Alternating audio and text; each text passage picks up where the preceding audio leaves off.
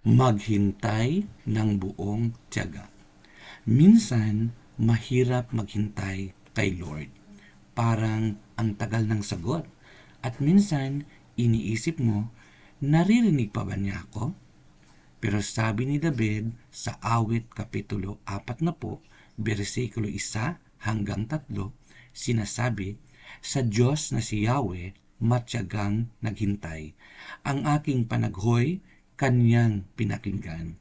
Sa balong malalim na lubhang maputik, iniahon niya at dooy inalis. Ligtas na dinala sa malaking bato at naging panatag taglay na buhay ko. Isang bagong awit sa aki itinuro. Papuri sa Diyos ang awit ng puso. Matakot ang bawat makakasaksi at magtiwala sa Diyos na si Yahweh.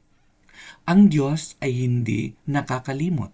Sa tamang oras, iaahon ka niya mula sa problema, sa kasalanan o sa kalungkutan.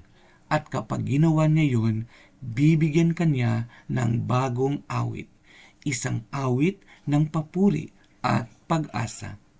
Kaya kung naghihintay ka ngayon, huwag kang susuko. Ang katahimikan ng Diyos ay hindi kanyang kawalan. Siya ay kumikilos kahit hindi mo nakikita. Manalangin tayo. Panginoon, salamat sa iyong katapatan. Tulungan mo kaming maghintay ng may tiwala at umawit ng papuri sa oras ng tagumpay. Sa pangalan ni Jesus, Amen.